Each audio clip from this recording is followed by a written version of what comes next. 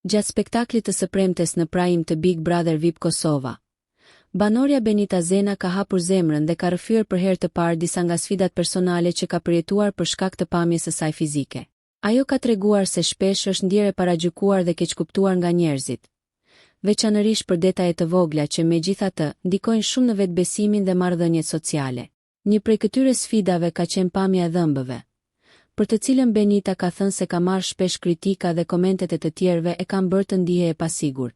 Për të përballuar këtë shqetësim dhe për të ndjerë më shumë siguri në vetvete, ajo ka vendosur të ndërmarrë një hap të guximshëm dhe të ndryshojë këtë pjesë të dukjes së saj.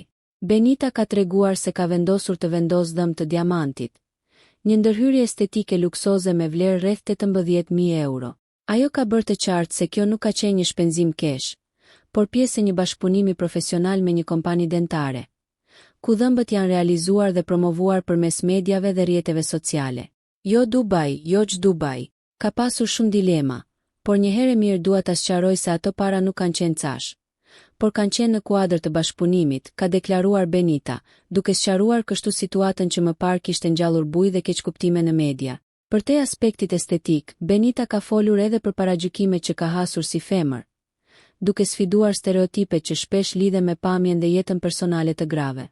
Ajo ka mohuar idetë e gabuara se është e lehtë për t'u dashuruar, dhe ka theksuar se është një person i vështirë për t'u lidhur emocionalisht. Ka pasur paragjykime se jam femër e lehtë, që mund ta ketë çdo mashkull. Përkundrazi, unë jam shumë e vështirë për t'u dashuruar. Deri tash kam pasur vetëm një lidhje të gjatë 5 vjeçare.